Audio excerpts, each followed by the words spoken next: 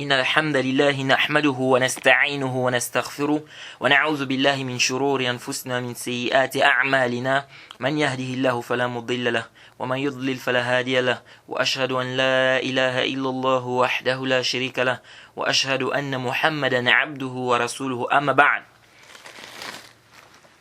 Louange à Allah, le maître des circonstances, on le loue pour tout ce qu'il nous accorde comme bien et comme grâce, et on lui demande de déverser ses grâces et bénédictions sur le prophète Mohammed sallallahu alayhi wa sallam, sa famille, ses compagnons et tous ceux qui les ont suivis jusqu'au jour de la rétribution. Celui qu'Allah a guidé, personne ne peut l'égarer, celui qu'Allah a égaré, personne ne peut le guider. Alors nous sommes toujours dans le sharh du Nukhbatul Fikr d'Al-Hafiz ibn Hajar, qu'il a nommé Nuzhatun Nazar fi Tawdih Nukhbatul Fikr fi Mustalahi Ahli al-Athar. Alors ici, on va parler de ce qu'on appelle le nasikh ou al-mansour. Alors le nasr, le nasr comme les savants disent, le nasr c'est rafa'a hukm mutaqaddim, rafa'a hukm shar'i mutaqaddim bidalil mutaakhir anhu. C'est le fait en fait d'enlever une sentence, de lever une sentence qui a précédé, n'est-ce pas? Une sentence législative qui a précédé par un dalil, n'est-ce pas, qui est venu après. Par un dalil qui est venu après. Ça, c'est le nasr. Le nasr au niveau de la langue arabe, c'est izala, c'est le fait d'enlever quelque chose. Donc, ça, c'est un peu comment, c'est de cette manière que les savants définissent le nasr. Lesquels Shawkan et bien d'autres. Donc il dit c'est quoi? C'est rafa' hukm shar'i mutaqaddim bidalil mutaakhir anhu. Donc on enlève un hukm qui était là avec un autre hukm, avec un autre dalil, n'est-ce pas? Bien avec un dalil qui est venu après celui-là. Il dit ceci, Al-Hafiz ibn Hajar, il dit wa in lam yumkin al-jam' fala yakhlu imma an yu'raf at-tarikh aw la. Il dit si on ne peut pas faire le jam', il dit soit on a la connaissance des dates, soit on n'en a pas.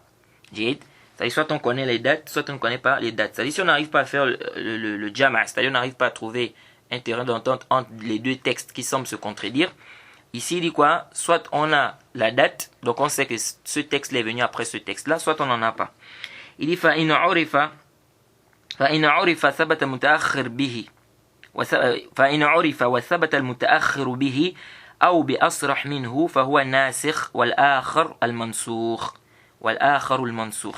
Il dit si on a la connaissance, c'est-à-dire si on sait, n'est-ce pas, on connaît le texte qui est venu après, il dit donc le hukm ici sera sur le texte qui est venu après. Donc celui-là sera quoi? Il sera l'abrogeant et l'autre sera l'abrogé. Il sera l'abrogeant et l'autre sera l'abrogé. Donc l'abrogeant c'est le texte qui abroge et l'abrogé c'est le texte qui a été abrogé. Il dit والنسخ رفع التعلق حكم الشرع بدليل شرعي متأخر عنه. C'est le fait de délaisser, n'est-ce pas, l'attachement à une sentence législative à cause d'un dalil, n'est-ce pas, à cause d'un dalil législatif qui est venu après ce dernier. Il dit ici والناسخ, donc الناسخ c'est l'abrogeant. ما دل على رفع المذكور. Donc l'abrogeant c'est ce qui montre, n'est-ce pas, que le hukm, n'est-ce pas, en fait c'est lui qui vient enlever en fait le dalil ou bien le premier hukm. Ça c'est l'abrogeant. وتسميته ناسخا مجازا لأن الناسخ في الحقيقة هو الله. Il dit ici, quand on dit qu'on l'appelle nasikh, quand on dit que c'est l'abrogeant, il dit ça c'est au sens figuré. Il dit parce que celui qui abroge c'est Allah subhanahu wa ta'ala. Celui qui abroge en réalité c'est Allah subhanahu wa ta'ala. Bon, ça c'est une mas'ala, je crois que j'ai détaillé ça dans la Aqid al-Wasitiyya, qu'il n'y a pas de sens figuré. Que ce soit dans la langue arabe, que ce soit dans la législation. Tout est sens propre.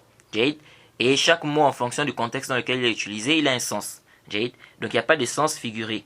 Et l'imam al-Shanqiti, n'est-ce pas, celui qui est le sahib al-tafsir, Abdul Bayan, il a écrit un bon livre par rapport à ça. Il a refuté, n'est-ce pas, ceux-là qui disent qu'il y a le sens figuré. Le nom du livre c'est Mana' Jawaz al-Majaz fil Munazzal li ta'abbudi wal i'jaz. Et ça, c'est l'avis d'Ibn Qayyim, de Cheikh al-Islam Ibn Taymiyyah et de beaucoup de savants. Que il n'y a pas de majaz, il n'y a pas de sens figuré. C'est aussi même l'avis de certains savants des langues arabes. Qu'il n'y a même pas de sens figuré, même dans la langue arabe. Et je crois que j'ai bien détaillé ça dans le sharh de Al-Aqidat al-Wasitiyya de Cheikh al-Islam Ibn Taymiyyah. Donc ici, il n'y a pas de majaz. Donc ici, on dit nasr, que c'est l'abrogeant. Ici, on dit que c'est l'abrogeant. Que les Arabes, c'est-à-dire on utilise ça, on dit ici c'est l'abrogeant. Il n'y a pas de sens figuré, c'est son sens propre. C'est son sens propre. Donc dire qu'ici, que c'est au sens figuré, parce qu'en réalité c'est Allah subhanahu wa ta'ala qui abroge. Est-ce que parce que c'est Allah subhanahu wa ta'ala qui abroge, que le fait de dire que ça c'est ce qui abroge, ou bien le texte l'a abrogé tel autre texte, cela voudrait dire que c'est le sens figuré? Là, c'est pas le sens figuré, c'est son sens ici. C'est son sens, on appelle ça l'abrogeant. Il dit ensuite, il dit comment on va reconnaître le nasr. Donc, il dit on va reconnaître le nasr par plusieurs choses. Il dit asrahuha, la chose la plus claire, il dit ma warada fi nas ka hadith Burayda fi sahih Muslim. Le hadith qui est venu dans sahih Muslim, le prophète a dit kuntu nahaytukum an ziyarati al-qubur fazuruha fa innaha tudhakkirukum al-akhirah. Le prophète a dit je vous avais interdit de visiter les tombes, visitez-les. Ça va vous rappeler l'au-delà. Donc ça c'est clair ici que ça c'est venu abroger parce qu'il a dit je vous avais interdit.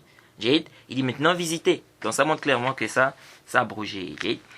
Il dit wa minha, c'est comme aussi le hadith où le prophète a dit dans Sahih Muslim inni kuntu azaintukum fi al-istimta'i min an-nisa.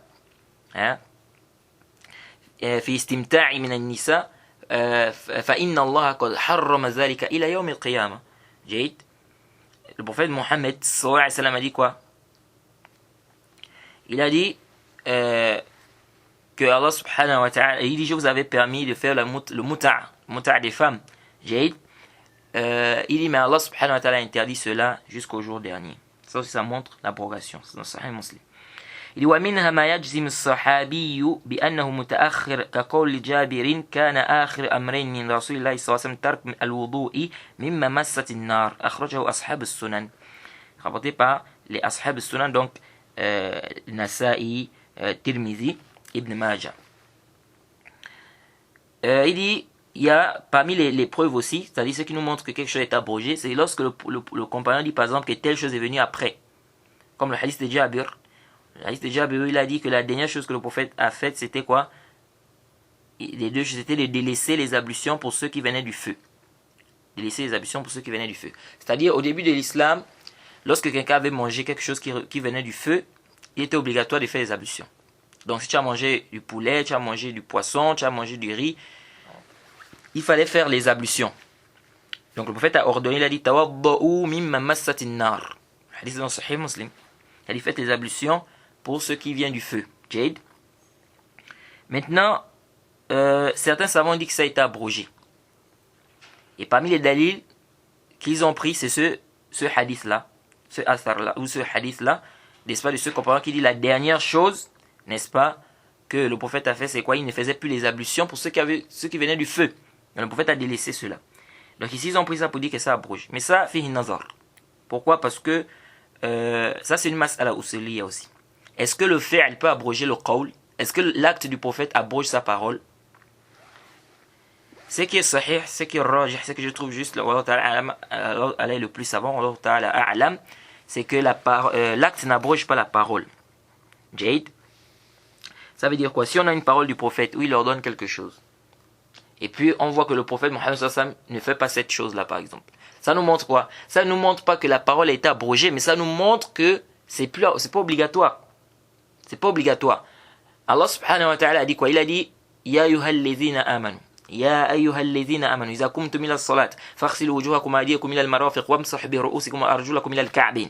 Oh, vous qui avez cru lorsque vous levez pour la prière, lavez vos visages, vos mains jusqu'aux coudes, n'est-ce pas? Essuyez vos têtes et lavez vos pieds jusqu'aux chevilles. On a dit lorsque vous vous levez pour la prière. Ça veut dire qu'à chaque fois qu'on se lève pour la prière, normalement on doit faire les ablutions. On a un hadith qui est venu dans le Sahih Muslim où le prophète Mohammed sallallahu alayhi wa sallam a fait plus d'une prière avec les mêmes ablutions. Il a fait plus d'une prière avec les mêmes ablutions. Et Omar a dit au prophète, il a vu le prophète Mohammed sallallahu alayhi wa sallam, il lui a dit mais oh messager d'Allah, je t'ai vu faire je t'ai vu faire quelque chose, tu ne faisais pas ça avant. C'est-à-dire que c'est une chose que je viens de te voir faire, n'est-ce pas? Une chose que je ne t'ai pas vu faire au préalable, c'est-à-dire je t'ai pas vu faire ça avant. Et qu'est-ce que le prophète Mohammed sallallahu alayhi wa sallam a dit? Le prophète a dit amdan fa'altuhu ya Omar. Le prophète a dit j'ai fait ça exprès au Omar. J'ai fait ça exprès au Omar. Donc ça nous montre quoi ici? Est-ce qu'on va venir dire ici que ça a abrogé ici le fait de faire les ablutions lorsqu'on se lève pour faire la prière? Là, ça n'a pas abrogé. Ici, ça nous montre ici que c'est permis. Donc, le prophète a dit, je l'ai fait volontairement. Donc je l'ai fait exprès, je l'ai fait volontairement. Pour nous montrer ici quoi, que ce n'est pas nécessaire qu'à chaque fois que tu fais la prière, tu dois refaire les ablutions. Donc ça nous montre pas, ça ne nous montre pas ici que ça a été abrogé, mais ça nous montre ici que c'est permis. C'est la même chose si le prophète Mohammed sallallahu alayhi wa sallam interdit une chose et qu'on a une preuve que le prophète a fait l'acte. C'est-à-dire cette chose-là, le prophète a fait ça après avoir interdit. Ça ne nous montre pas ici que ça a été abrogé, mais ça nous montre ici que l'interdiction, c'est pas une interdiction formelle. Et que donc ça devient quoi? Ça devient déconseillé, c'est macro. Maintenant, si on ne connaît pas quand est-ce que le prophète a dit l'acte est venu, à quel moment, là c'est une autre mas'ala là-bas. Okay? Donc le simple fait que le prophète Mohammed sallallahu alayhi wa sallam fasse quelque chose, on a un ordre. Ensuite, le prophète fait, par exemple, le prophète ne fait par exemple le contraire de cet ordre-là. Ça ne nous montre pas ici que la chose est quoi? Ça nous montre que la chose est abrogée ou que l'ordre-là a été abrogé. Non, ça nous montre plutôt que ce n'est pas obligatoire. C'est comme le hadith où le prophète a ordonné de s'élever lorsque le cortège funèbre passe. Certains savants ont dit que ça a été abrogé par un hadith que dans le musulman on dit que le prophète Mohammed sallallahu alayhi wa sallam s'est assis lorsque le cortège funèbre est passé. Donc ils ont pris ça pour dire que ça abrogé. Mais on dit ça, c'est pas sahih. Si ce n'est que par ce hadith-là de Muslim qui dit que le prophète est assis, que ça abroge, par contre, on peut s'argumenter du hadith qui est venu dans le Musnad d'Imam Ahmed.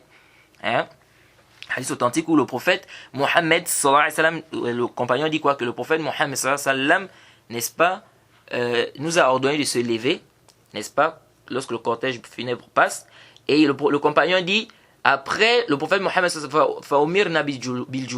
après le prophète, on nous a ordonné de nous asseoir. On nous a ordonné de nous asseoir. Donc ici, on peut dire que oui, ça abroge. Parce que là, c'est l'ordre. L'ordre ici, donc c'est la parole du prophète Mohammed sallallahu alayhi wa sallam. Donc ça vient abroger.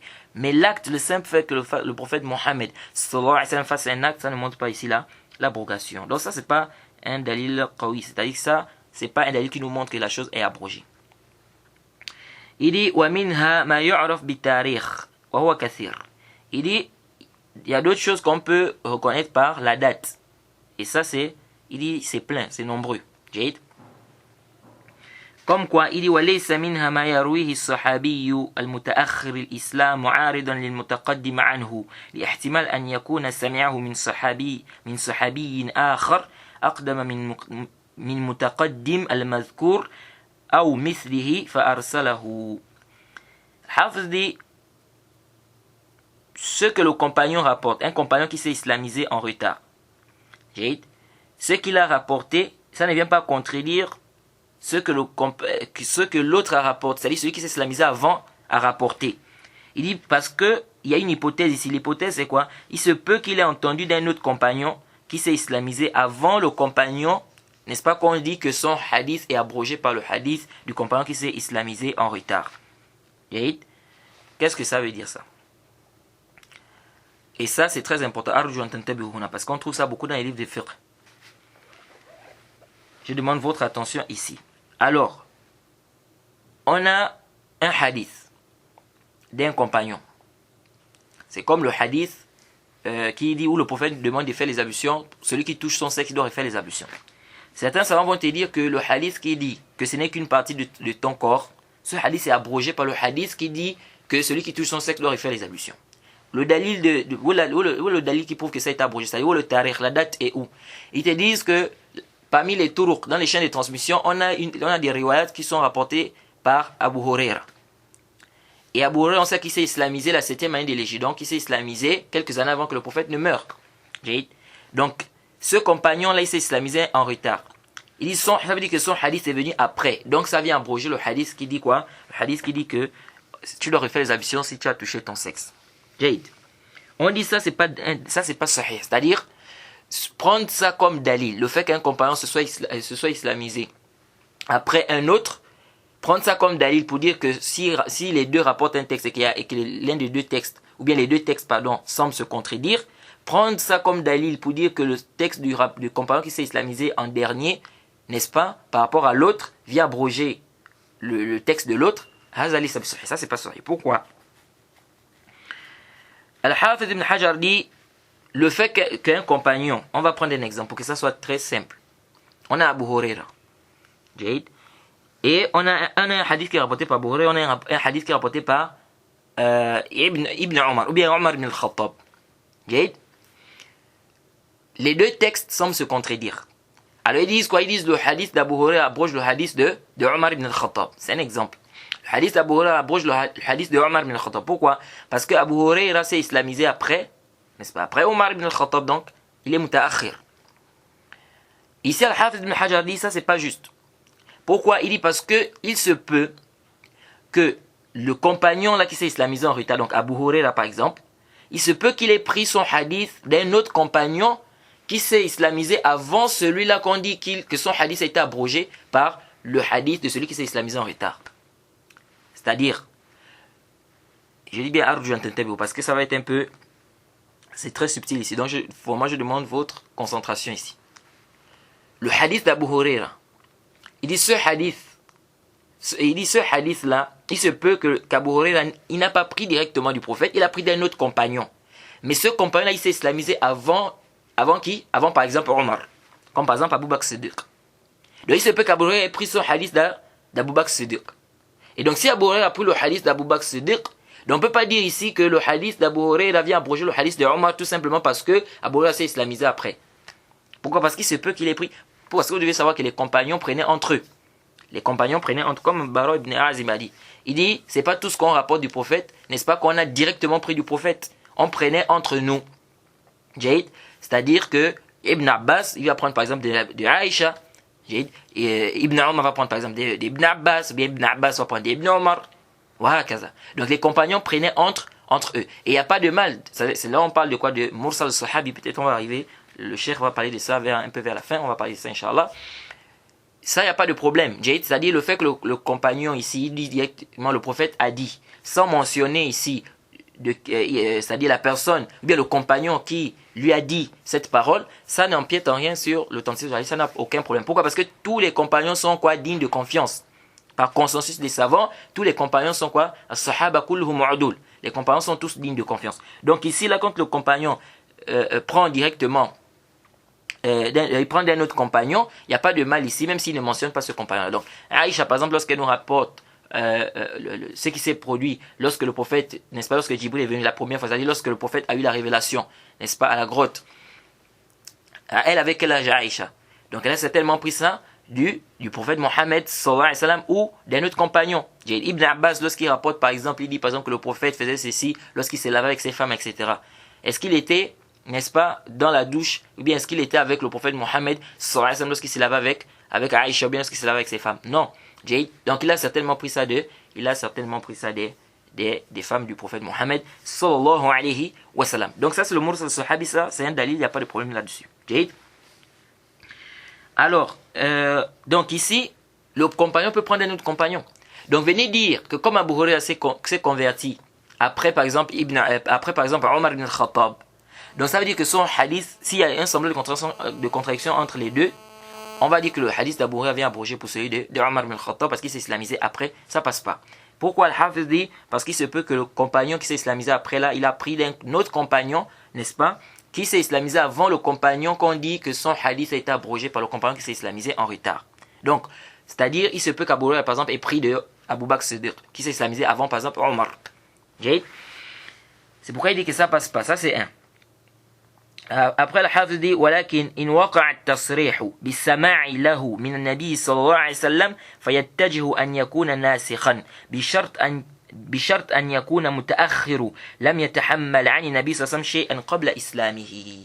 Hafiz ibn Hajar dit sauf si, bien si, il dit clairement qu'il a entendu du prophète, il dit à ce moment, oui, on peut prendre ça comme, on peut dire que ça vient abroger, donc ça, on peut considérer son texte comme étant l'abrogeant. Il dit ma condition que celui-là qui s'est islamisé en retard là n'est pas pris du prophète ou bien n'est pas entendu des hadiths du prophète avant qu'il ne s'islamise.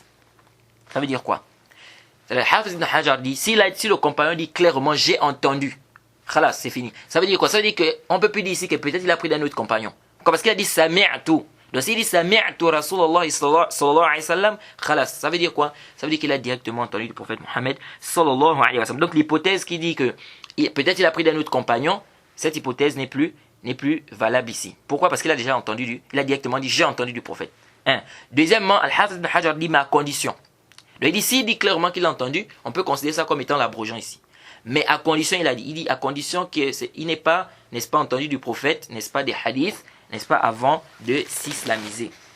Pourquoi? Parce qu'un compagnon qui a entendu, par exemple, avant de s'islamiser, il entend un hadith du prophète. Après, il s'islamise et il rapporte ce hadith-là. On prend ou on ne prend pas? On prend. C'est pourquoi on a dit, si vous vous rappelez, quand on a parlé du adala, que le rapporteur qui apporte le hadith doit être digne de confiance, on a dit quoi? On a dit que ça, c'est lorsqu'il transmet, c'est lors de la transmission du hadith. Mais ce n'est pas une condition, n'est-ce pas, pour acquérir, ou bien ce n'est pas une condition d'acquisition du hadith. C'est-à-dire le rapporteur peut mémoriser, ou bien peut prendre le hadith, n'est-ce pas, et il n'est pas quoi? Il n'est pas digne de confiance. Mais lorsqu'il va transmettre ça, il faut qu'il soit digne de confiance. Et le fait qu'il soit digne de confiance, ça fait quoi? Il ne pourra pas donc mentir parce qu'il est digne de confiance. Donc, c'est pas quoi? Par contre, c'est le dopt qu'on a dit que c'est une condition. Il faut quoi? Le moment de l'acquisition et le moment de la transmission, il faut cela. Mais le ada là, non. Donc, c'est pourquoi c'est une short al-ada, ce n'est pas short tahammul. Alors, ici il dit à condition, donc, parce que si c'est un compagnon qui a pris du prophète, ou bien qui a entendu du prophète avant qu'il ne s'islamise, donc il se peut que le hadith qu'il rapporte là, après son islamisation, soit un hadith qu'il a entendu du prophète avant qu'il ne s'islamise.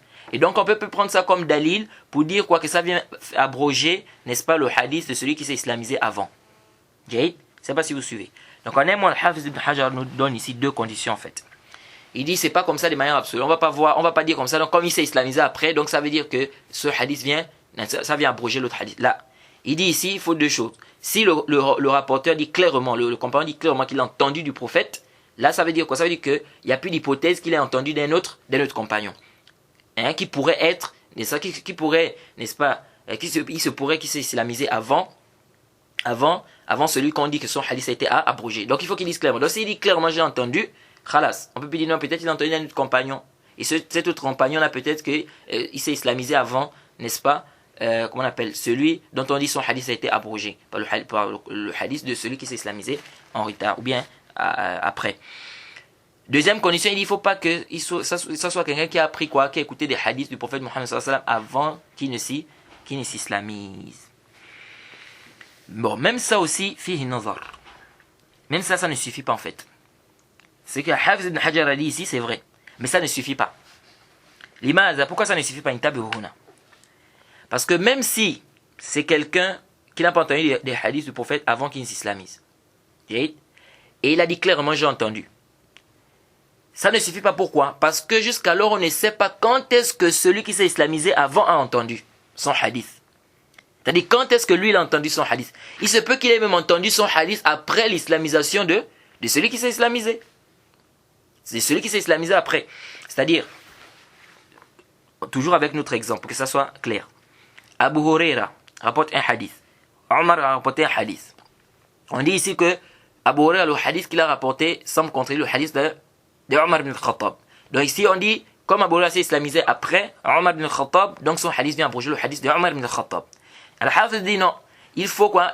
Sauf si Abu Huraira a dit clairement, j'ai entendu le prophète dire, et c'est connu qu'Abu Huraira n'a pas pris du prophète, n'a pas entendu du prophète avant qu'il ne s'islamise. À ce moment, on peut dire que le hadith d'Abu Huraira vient abroger le hadith de Omar. Nous disons, même ça aussi, ça ne suffit pas. Pourquoi? Parce qu'on ne sait pas à quel moment Omar ibn al-Khattab a entendu son hadith du prophète. Bien, à quel moment il a entendu le hadith. On ne va pas dire du prophète, mais à quel moment il a entendu son hadith. Parce qu'il se peut qu'il ait entendu son hadith après l'islamisation d'Abu Huraira. C'est possible ou c'est pas possible? C'est possible. Exemple. À supposer qu'Abu Huraira s'islamise le vendredi. Le vendredi, Abu Huraira s'est islamisé. Un exemple. Le samedi, Abu Huraira écoute le hadith du prophète. Il écoute le hadith du prophète Mohammed sallallahu alayhi wa sallam. Il se peut que Omar ibn al-Khattab, qui s'est islamisé depuis, lui, il entend son hadith le dimanche. Ou même le lundi. Est-ce que vous voyez un peu? Donc il y a encore cette hypothèse-là. C'est-à-dire, ce compagnon-là, quand on dit que son hadith est abrogé par le hadith de celui qui s'est islamisé après lui, quand est-ce que lui, il a entendu son hadith? On ne sait pas. Peut-être qu'il a entendu son hadith après l'islamisation d'Abu Huraira. Vous voyez? C'est pourquoi certains savants ont dit, il faut ajouter à cette condition-là, il faut qu'on soit sûr que le compagnon, quand on dit que son hadith a été abrogé par le compagnon qui s'est islamisé après lui, il faut qu'il soit mort, il faut que ce compagnon-là, n'est-ce pas, soit déjà mort, c'est-à-dire il doit être mort avant l'islamisation de celui dont on dit qu'il est venu abroger son hadith. Ça veut dire quoi? Ça veut dire que Abu Huraira, par exemple, lorsqu'il s'islamise, c'est un exemple seulement. Abu Huraira, lorsqu'il s'islamise, Omar ibn al-Khattab doit déjà être mort, par exemple. Omar ibn al-Khattab doit déjà être mort. Pourquoi? Parce que si Omar ibn al-Khattab est déjà mort, c'est un dalil que Omar ibn al-Khattab, lorsqu'il a rapporté ce hadith, il a rapporté ce hadith avant qu'Abu Huraira n'écoute son hadith. Est-ce que vous suivez? Avant qu'Abu Huraira n'écoute son hadith. Donc ici, là, on ne peut plus venir dire, non, peut-être, parce que quelqu'un peut dire, entre parenthèses, quelqu'un peut dire, peut-être que Omar aussi, son hadith, il a pris ça d'un autre compagnon, n'est-ce pas, qui s'est islamisé peut-être avant. On dit oui, même si on peut dire qu'il a pris ça d'un autre compagnon, toujours est-il que c'est avant qu'Abu Huraira ne rapporte son hadith. Pourquoi? Tout simplement parce que le fait que Omar ibn al-Khattab soit déjà mort, et après lui l'autre s'islamise, ça veut dire qu'il a cité le hadith avant que l'autre ne s'islamise. Donc s'il a cité, ça veut dire qu'il a pris ce hadith-là du prophète avant que cette personne ne s'islamise. Ou il a pris ce hadith d'un autre compagnon avant que cette personne-là, ou bien avant qu'Abu Huraira ne s'islamise. Est-ce que vous voyez? Donc ici, là, il faut ça. Il faut quoi? Que celui dont on dit que son hadith était abrogé, il faut qu'il soit mort, n'est-ce pas, avant, n'est-ce pas, que Abu Huraira, par exemple, avant celui, n'est-ce pas, dont on dit que son hadith est venu abroger l'autre hadith. Jade. Et donc ça, c'est pour une autre condition qu'il faut ajouter. Une autre chose, si c'est pas le cas, ça peut être quoi une autre condition, c'est-à-dire, soit il y a une preuve que le compagnon, par exemple Omar, c'est un exemple comme je vous ai dit, il y a une preuve qui montre que Omar est mort avant qu'Abu Huraira s'islamise. Si c'est pas ça, ou on a une preuve que Omar n'a plus entendu des hadiths après qu'Abu Huraira se soit islamisé. Est-ce que vous suivez? C'est-à-dire, un exemple, lorsqu'Abu Huraira s'islamise, Omar par exemple va par exemple au Yémen, ou bien il va en Égypte, ou bien il va, je sais pas, à Cham, jusqu'à ce que le prophète Mohammed meure. Donc il n'a plus entendu des hadiths du prophète Mohammed après qu'Abu Huraira se soit islamisé. Donc là, qu'est-ce qui se passe? Là, on est convaincu quoi? Que Omar ibn al-Khattab, le hadith qu'il a rapporté, il a entendu ça du prophète Mohammed sallallahu alayhi wa sallam avant que Abu Huraira s'islamisé. Pourquoi? Parce qu'après l'islamisation d'Abu Huraira, il n'a plus entendu, n'est-ce pas, des hadiths du prophète Mohammed sallallahu alayhi wa sallam. Donc on peut plus dire peut-être qu'il a entendu son hadith aussi après l'islamisation d'Abu Huraira. Donc voilà un peu ce qu'il faut retenir ici. Donc c'est pourquoi c'est vraiment c'est pas facile de trouver que ces conditions-là soient réunies. Hein? C'est pourquoi quand vous voyez dans certains livres, on dit ça abroge ça. Pourquoi? Parce que lui là il s'est islamisé après, donc comme il s'est islamisé après, donc ça montre que c'est venu après, donc ça vient abroger. Haza fihi ma fille, ça c'est pas sahih. Prendre ça comme dalil pour venir dire qu'un texte a abrogé un autre, ce n'est pas sahih. Alors ici, Al-Hafiz dit wa amma al-ijma' falaysa binasikhin bal yadullu ala dhalik. Il dit quant au consensus, ce n'est pas un abrogeant, c'est-à-dire le consensus n'abroge pas, le ijma', n'est-ce pas, l'ijma', l'unanimité n'abroge pas, mais ça montre, n'est-ce pas, qu'il y a un dalil, n'est-ce pas, qui abroge. Pourquoi? Parce que ça répare une mas'ala usuliya aussi. Ça c'est une mas'ala usuliya, c'est-à-dire c'est une mas'ala qui est traitée chez les savants des usul. Est-ce que le ijma' peut abroger ou ça ne peut pas abroger? Le ijma' n'abroge pas. Le ijma' il ne vient pas abroger. Déjà, ça repart à une mas'ala même à la base, c'est quoi? C'est qu'est-ce que le ijma', est-ce qu'on peut avoir un ijma' sans dalil? C'est-à-dire, est-ce qu'on peut avoir un ijma' qui ne repose pas sur un dalil? Ça c'est il y a une divergence des savants des usul sur cette question. Mais l'avis que nous trouvons juste à l'air le plus savant, c'est quoi? C'est qu'on peut avoir un ijma' c'est-à-dire on peut pas avoir un ijma' qui ne repose pas sur, on peut pas avoir un ijma' sans dalil. C'est-à-dire chaque ijma' repose sur un dalil. Chaque ijma' repose sur un dalil. Même si certaines personnes peuvent ignorer, maintenant certaines personnes peuvent ignorer le dalil.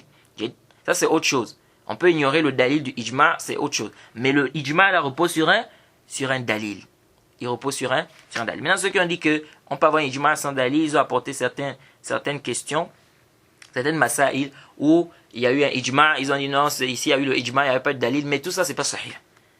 Parce que en réalité, même toutes les masaïl qu'ils ont apportés, soit c'est des masaïl où il y a le dalil, ou soit c'est même pas des masaïl où il y a ijma'. Et c'est pas ici notre mabhas ici. Ça peut-être si on arrive à faire un livre de usul, peut-être on va détailler ça, on va entrer en long et en large avec les dalils de tout un chacun. Donc le ijma' il n'abroge pas. Il dit mais yadullu ala zalika. Mais ça montre, c'est-à-dire que ça, en fait, ça prouve qu'il y a un dalil qui abroge. Ça prouve qu'il y a un dalil qui abroge. Donc quand on dit que le ijma' abroge, ça c'est pas quoi? Ça c'est pas sahih. Et donc le ijma' il peut pas abroger. Pourquoi? Parce que le ijma' ils disent que c'est, beaucoup de savants quand ils définissent le ijma' ils disent après la mort du prophète Mohammed sallallahu alayhi wa sallam. Vous voyez? Donc si on dit après la mort du prophète Mohammed sallallahu alayhi wa sallam, ça veut dire quoi? Ça veut dire que la révélation est terminée là. Donc ça veut dire que le nos il est avant ça. Le nos il est avant ça, il n'y a plus de wahi. Donc comment est-ce que le ijma' va venir abroger le nos? C'est pourquoi ici là, ils disent que le ijma' n'abroge pas le nos, mais il y a de ala zalika, c'est-à-dire ça montre plutôt qu'il y a un dalil qui abroge ce nos là. Ensuite il dit وإن لم يعرف التاريخ فلا يخلو إما أن يمكن ترجيح أحدهما على الآخر بوجه من الوجوه الترجيح المتعلقة بالمتن أو الإسناد أو لا. Il dit maintenant si on peut pas faire si on ne trouve pas la date, il dit soit on peut faire le tarjih, on peut faire précéder un texte sur un autre texte, n'est-ce pas? Ou on ne peut pas le faire. Donc soit on peut le faire, n'est-ce pas? Soit au niveau du matn par rapport au isnad, etc. Ou soit on ne peut pas le faire. Au niveau du isnad, par exemple, on va faire procéder par exemple le sahih sur le hasan. Un exemple. Ou le hasan li zati sur le hasan li ghayrihi. Il dit فإن أمكن الترجيح تعين المصير إليه وإلا فلا. Il dit si on peut faire le tarjih, c'est-à-dire si on peut faire procéder un texte sur un autre, il dit on doit le faire obligatoirement. Il dit sinon on ne fait pas. Sinon on ne fait pas. Donc ici là, c'est d'abord le jama'. On trouve d'abord intérêt d'entendre les textes. Si on ne peut pas maintenant faire le tarjih, on fait procéder un texte sur un autre. Si on ne peut pas, qu'est-ce qui se passe? Ici là, Al-Hafiz ibn Hajar nous dit si on ne peut pas, فصار ما ظاهره التعارض واقع على هذا الترتيب. Il dit donc ce qui est en contradiction de manière apparente, il a bien dit ظاهره. Pourquoi? Parce qu'en réalité il n'y a pas de contradiction. Ce qui est contradictoire, bien ce qui est en contradiction de manière apparente, n'est-ce pas, se retrouve comme suite, selon la chronologie suivante. Se retrouve selon la chronologie suivante. Premièrement, il dit al-jama' in amkana. Donc, concilier entre les deux textes, si on peut. Il dit fa'i'tibar nasikh wal mansukh.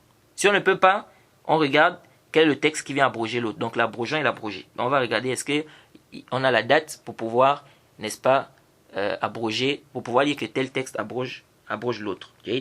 Ou bien pour pouvoir dire que tel texte abroge tel autre. Il dit fatarjih in ta'ayyana.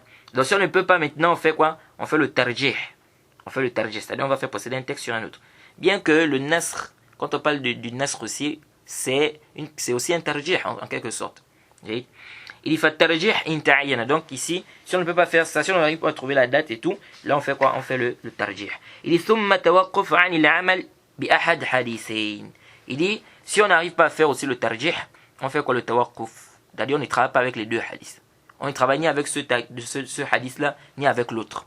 Donc on fait le tawaqquf. On ne dit pas que celui-là il est prépondérant sur l'autre, mais on fait quoi? On ne travaille pas avec les deux textes. Et le tawaqquf, ici c'est quelque chose de nisbi. C'est-à-dire que il y a plus de 100 façons dont on peut faire le tarjih. Donc dire comme ça qu'on ne peut pas faire le tarjih, fait une nazar. C'est pourquoi on dit c'est par rapport au mujtahid, c'est par rapport au savant. C'est-à-dire un savant peut ne pas arriver à faire le tarjih, mais un autre savant arrive à faire le tarjih. Il n'arrive pas à faire précéder un texte sur un autre. Parce qu'il n'a pas quoi, il ne trouve pas des dalils qui lui permettent, n'est-ce pas, de faire précéder un texte sur un autre. Mais un autre savant peut trouver. Donc le tawaqquf ici, c'est quelque chose qui est nisbi. Quand on dit ici on ne peut pas faire le tarjih, c'est quelque chose de nisbi, c'est quelque chose de relatif. Et le tawaqquf aussi, c'est permis de faire le tawaqquf sur une mas'ala. C'est-à-dire, ici tu ne me prononces pas. Parce que je ne sais pas est-ce que c'est ce qui est sahih ou c'est ce qui n'est pas, ou c'est ce qui est sahih. Donc on fait le tawaqquf. Comme ce qui est venu dans le Sahih Muslim, le hadith de Mughira ibn Shu'ba, lorsque un juif ou un chrétien, n'est-ce pas, un juif entre les deux, un juif ou un chrétien, est venu, il lui a dit que comment se fait-il que dans votre Coran, Allah subhanahu wa ta'ala a dit Ya ukhta Haroun, oh la sœur de Haroun, parlant de Mariam. Or, on sait très bien que Haroun, c'était à l'époque de Moussa alayhi salam. Comment se fait-il qu'on dise Ya ukhta Haroun? Comment on dit oh la sœur de Haroun? Alors que entre Mariam et Moussa alayhi salam, il y a combien de temps? Entre Mariam et Moussa alayhi salam, il y a combien de temps? Donc ici, là, entre Haroun et Mariam, Haroun qui était avec Moussa alayhi salam, et Mariam, il y a combien de temps? Des années. Donc comment se fait-il qu'on dise ici que Mariam est la sœur de Haroun? Et donc, le juif ou le chrétien, là, il a dit ça à Mughira ibn Shu'ba. Qu'est-ce qu'il a fait? Il est venu voir le prophète Mohammed sallallahu alayhi wa sallam et il lui a expliqué. Et le prophète lui a dit, qu'est-ce que tu as dit? Il a dit, je n'ai rien dit. Et ça montre quoi? Ça montre que lorsque tu ne connais pas quelque chose, il faut retourner vers les gens de science. C'est pas la peine de rentrer dans le soft sauter les falsafas. Faut pas commencer à faire la philosophie. Tu ne connais pas, laisse. Va voir les gens qui ont plus de connaissances pour expliquer, pour qu'ils t'expliquent. Et ça, c'était le comportement des compagnons du prophète Mohammed sallallahu alayhi wa sallam. Donc il est venu voir le prophète. Il a expliqué. Le prophète a dit, qu'est-ce que tu as dit? Il a dit, je n'ai rien dit. Et le prophète lui a dit, tu ne l'as pas dit que kanu yusammuna bi asma'ihim bi asma' anbiya'ihim was salihin. Il dit, tu ne lui as pas dit que il se donnait les noms des prophètes et des hommes pieux. Est-ce que vous voyez? C'est-à-dire, dans le verset, quand Allah subhanahu wa ta'ala dit Ya ukhta Haroun, ici, il ne s'agit pas de Haroun qui était avec Moussa alayhi salam. Il ne s'agit pas pendant une période, je pensais même que c'était Haroun qui était avec Moussa alayhi salam. Mais après, je me suis rendu compte que non, c'est pas vrai. Haroun ici, c'est pas Haroun qui est avec Moussa alayhi salam. Et l'imam al-Shanqiti, il a bien détaillé ça dans son tafsir, au tome 3, la page 415. C'est même batiloun de dire que Haroun là, c'est le Haroun qui était avec Moussa alayhi salam. Donc Haroun ici, c'est un parent de Mariam. C'est un parent de Mariam. Ce n'est pas Haroun qui est avec Moussa alayhi salam. Donc là, Ishkal, quand on dit Ya ukhta Haroun, oh la sœur de Haroun, il n'y a pas de problème. Et c'est comme aujourd'hui. Aujourd'hui, on dit quoi? C'est-à-dire, c'est un parent de Mariam qui avait le nom de Haroun. Qui avait le nom de Haroun. Parce que, comme le prophète a dit, se donner les noms des prophètes. Comme aujourd'hui, on dit par exemple, tu t'appelles Ibrahim. Ibrahim, c'est le nom du prophète. Prophète Ibrahim alayhi salam. On dit par exemple, tu t'appelles Isa. Ou bien tu t'appelles Mohammed. Est-ce que vous voyez un peu? Donc, il avait le nom de Haroun. Qui est avec Moussa. C'est pas que c'était Haroun qui était avec Moussa. Donc ici, le compagnon, il a fait le tawaqquf. Le compagnon ici ne sait pas prononcer parce qu'il ne connaissait pas. Donc c'est pourquoi il a dit, j'ai rien dit. Donc il n'y a pas de mal, lorsque tu ne connais pas ici, tu fais le tawaqquf sur la mas'ala. Il dit, فَالتَّعْبِيرِ بِالتَّوَقُّفْ أَوْلَى مِنَ التَّعْبِيرِ بِالتَّسَاقُطْ. Il dit, dire qu'on fait le tawaqquf, c'est-à-dire on ne se prononce pas, on ne dit pas que tel texte, on ne fait pas précéder un texte sur un autre, n'est-ce pas? Il dit c'est mieux que d'annuler complètement les deux textes. Donc ici on n'a pas dit que les deux textes sont annulés, on ne prend pas de rapport avec là.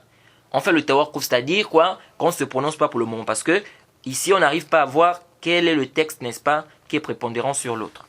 C'est pourquoi Al-Hafiz ibn Hajar dit ce qu'on a déjà dit au départ. Il dit لأن خفاء الترجيح أحدهما على الآخر إنما هو بالنسبة للمعتبر في حالة الراهنة مع احتمال أن يظهر غيره ما خفي عليه والله أعلم. Il dit parce que le tawakuf ici, n'est-ce pas, ou bien le fait que l'un n'arrive pas, la personne n'arrive pas à faire le tarjih, à voir le texte qui est prépondérant sur l'autre, il dit ceci c'est par rapport à celui-là, c'est-à-dire c'est quelque chose de relatif, c'est par rapport à lui. Mais sinon, d'autres personnes peuvent trouver quoi? Il dit parce qu'il y a une hypothèse que ce que lui n'arrive pas à trouver là, une autre personne peut trouver cela. Alors ici, ensuite, Al-Hafiz ibn Hajar va nous parler du hadith faible. En fait, il va nous parler ici de la catégorie des hadiths qui est rejetée. Bon, le hadith da'if, Ibn Salah, il a défini le hadith da'if comme étant kullu hadithin lam tajtami' fihi sifat al-hadith al-sahih wala sifat al-hadith al-hasan. Il va da'if. Bon, il a dit c'est tout hadith qui n'a pas réuni les critères du hadith authentique et les critères du hadith hasan. C'est ce qui est da'if. Mais ça aussi, il y a une objection ici. Il y a certains savants qui ont objecté cette parole, n'est-ce pas? Et ils ont dit ici qu'on n'a pas besoin de dire ici le hadith qui n'a pas réuni les critères du hadith authentique. Pourquoi? Parce que si le hadith n'a pas pu atteindre les conditions du hadith hasan, a fortiori il ne va pas atteindre les conditions du hadith sahih. Est-ce que vous voyez? A fortiori, il ne va pas atteindre les conditions du hadith sahih. Pourquoi? Parce que le hadith hasan, il est moindre que le hadith sahih. Est-ce que vous voyez? Donc ici, on n'a pas besoin de mettre ici que le hadith qui n'a pas atteint les conditions du hadith sahih. Parce qu'on peut comprendre quoi de la parole d'Ibn Salah. On peut comprendre que le hadith qui ne réunit pas les conditions. Parce qu'il a dit, c'est tout hadith qui n'a pas réuni les conditions du hadith ou bien les critères du hadith sahih et du hadith hasan. Donc ça veut dire que si ça n'a pas réuni les conditions du hadith sahih, on peut comprendre que ça veut dire que c'est da'if.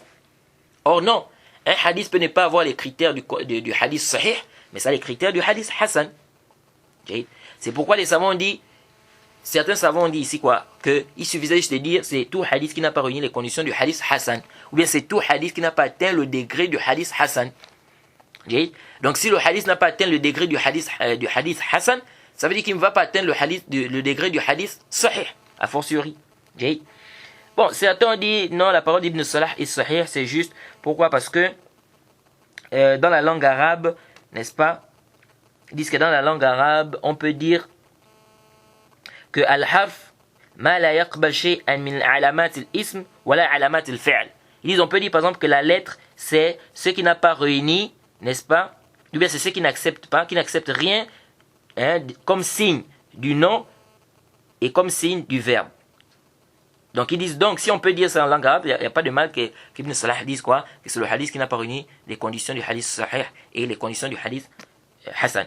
Mais Al-Hafiz ibn Hajar il a réfuté ça, il a dit que c'est pas sahih. Il dit parce que il y a une différence, c'est que dans le sahih et le hasan, n'est-ce pas, il y a bainahuma umum wa khusus, il y a une généralité et une spécificité, contrairement à, n'est-ce pas, quand on parle du ism et du fi'l, contrairement au verbe et au nom. C'est-à-dire le hadith, quand on dit que le rapporteur il est siqa, il dit ça veut dire quoi? Ça veut dire que ce rapporteur a dépassé le degré du saduq. Donc c'est comme s'il est saduq avec une ziyada. Si vous vous rappelez, on a déjà parlé de ça. C'est comme s'il est saduq avec quoi? Avec une ziyada. Ala kulli hal, ici ce qui est plus proche, c'est comme l'imam Zahabi a dit, c'est kullu hadithin naqasa an rutbati al-hasan qalilan.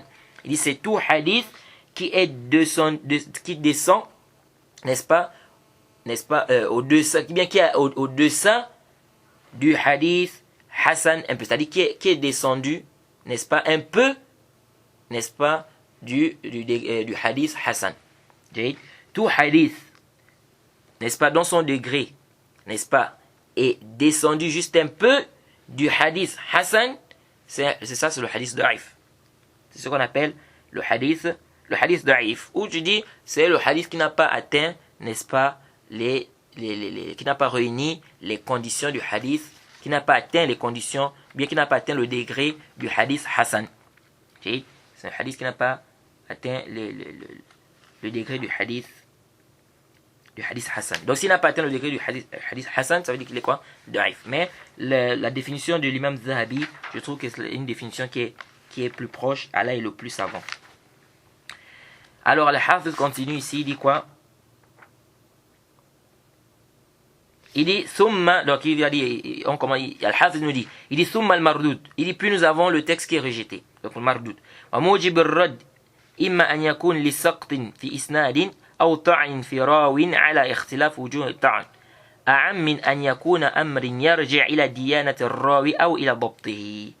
Il dit nous avons le mardoud qui oblige le rejet, soit parce qu'il y a une coupure dans la chaîne de transmission, soit à cause de la critique d'un rapporteur, n'est-ce pas, avec les différents types de critiques, bien qu'il y ait plusieurs types de critiques. Et donc ce rejet-là, il dit c'est plus général, n'est-ce pas, c'est-à-dire que ça ne revient pas juste à une critique par rapport à la religion du rapporteur, n'est-ce pas, ou à la capacité de mémorisation. Donc ça dit qu'on peut rejeter un hadith. Ce n'est pas nécessairement c'est pas forcément par rapport à quoi? À une critique par rapport à la religion du rapporteur. Et bon, on va dire qu'il est kadzab, c'est un menteur. C'est pas nécessairement c'est pas forcément à cause de ça. Ou c'est pas forcément aussi à cause de la capacité de mémorisation. Il peut y avoir plusieurs raisons qui font en sorte que le hadith soit rejeté. Il dit فَسَقْتْ إِمَّا أَنْ يَكُونَ مِنْ مَبَادِي السَّنَدِ من تصرف المصنف أو من آخره. Il dit le saqt, donc la coupure dans la chaîne de transmission, elle peut être au début de la chaîne de transmission, du côté de l'auteur. Exemple, si l'auteur efface le début du isnad, le hadith il est quoi? Il est mu'allaq. Et c'est ce que Al-Hafiz va parler tout à l'heure, Inch'Allah. Donc si le savant, par exemple, l'imam Bukhari rapporte un hadith, il dit directement Malik a dit. L'imam Bukhari n'a pas entendu de Malik. Donc s'il dit Malik a dit, ça veut dire qu'il a effacé quoi? C'est-à-dire il a effacé des intermédiaires entre lui et Malik.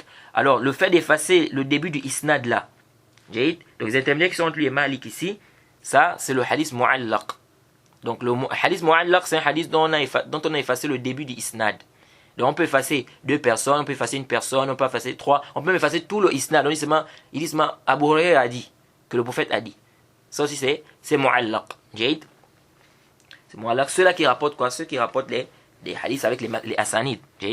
C'est pas, tu vois, par exemple, aller prendre Boulough al-Maram, tu vois, par exemple, le Hafiz ibn Hajar, il dit, d'après Abu Hurairah, le prophète Mohammed sallallahu alayhi wa sallam a dit. Tu dis dans le hadith là-bas, il est mu'allaq. Là, il faut retourner jusqu'à ce que tu dois retourner vers le asl de ce hadith.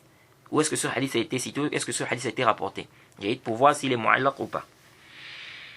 Il dit, ensuite il dit, ou bien la coupure peut être à la fin. Donc comme le mursal. Ça peut être à la fin comme le mursal. Ça peut aussi être au milieu. Donc c'est munqati'. Et ça peut être aussi au milieu. Il dit, ay al-isnad ba'da at-tabi'i aw ghayr dhalik. Donc ça peut être à la fin. Il dit, c'est-à-dire après le tabi'i. Ou bien autre chose. Donc autre chose, c'est-à-dire ça peut être munqati', par exemple au milieu. Au milieu, ça peut être mu'adal, donc 2 rapporteurs qui ont sauté au milieu de manière successive, ou ça peut être un seul rapporteur. Ou un seul rapporteur, là, c'est sera munqati'. Si c'est un seul rapporteur, par exemple, ou bien si c'est 2 rapporteurs, mais pas de manière successive, c'est munqati'. Donc il dit ici, après le tabi'i. Donc si le tabi'i rapporte, par exemple, directement du prophète, sans mentionner le rapporteur intermédiaire entre lui et le prophète, ça c'est quoi? Il y a une coupure ici, c'est un hadith qui est mursal. Alors ici, avant qu'on ne puisse continuer, il y a une mas'ala ici. Est-ce qu'on peut travailler avec un hadith da'if? Si un hadith, c'est prouvé que c'est da'if, c'est faible, est-ce qu'on peut travailler avec ça, oui ou non? Alors ici, il y a une divergence des savants. Il y a beaucoup de paroles, mais je vais vous résumer. On dit que Ibn Hazm rapporte que l'imam Abu Hanifa, il a dit qu'on peut travailler avec le hadith da'if. Et qu'il voit quoi? Que travailler avec le hadith da'if, c'est mieux que de travailler avec le qiyas.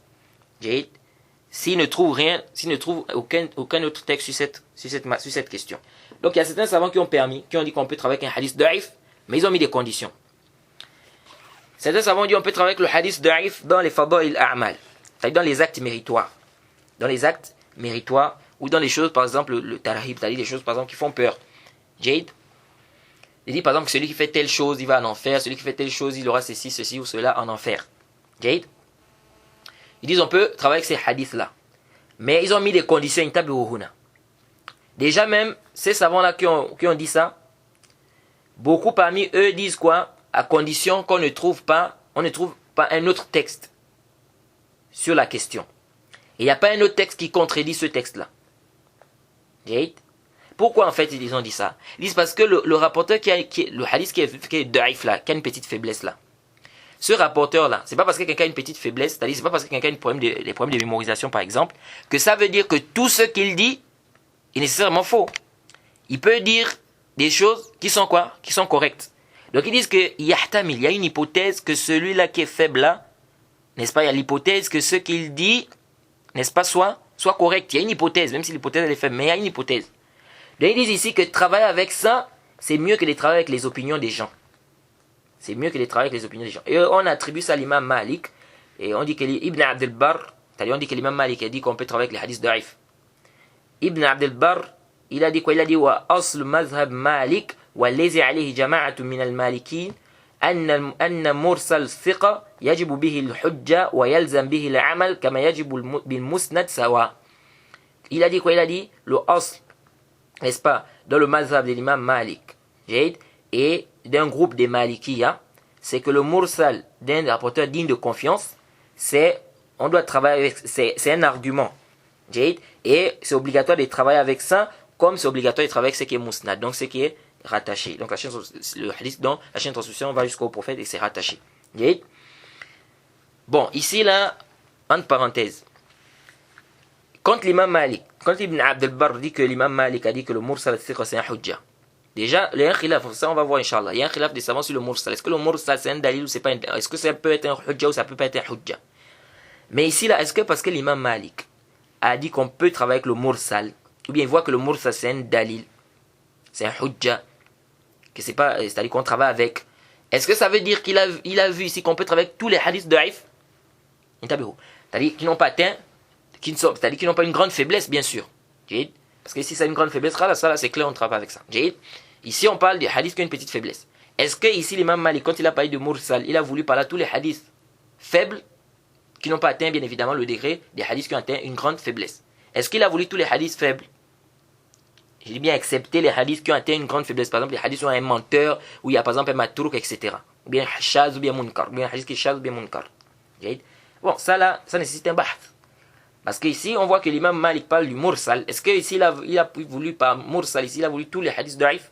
Ça fait une nazar. Donc, en dehors des hadiths, comme on a dit, qui ont une grande faiblesse. Et on rapporte aussi que l'imam Ahmed a dit quoi? Que le hadith da'if est plus aimé auprès de lui que l'opinion des gens. Mais comme a dit le Cheikh Islam Taymiyyah, que l'imam Ahmed, parfois, il parlait du da'if, il voulait parler le Hassan. Parce qu'avant, beaucoup de savants divisaient le hadith en sahih et da'if. Et même le Hassan, on mettait ça dans le da'if. C'était authentique. Mais dans le da'if, il y avait quoi? Il y avait le Hassan à l'intérieur. Ala kulli hal.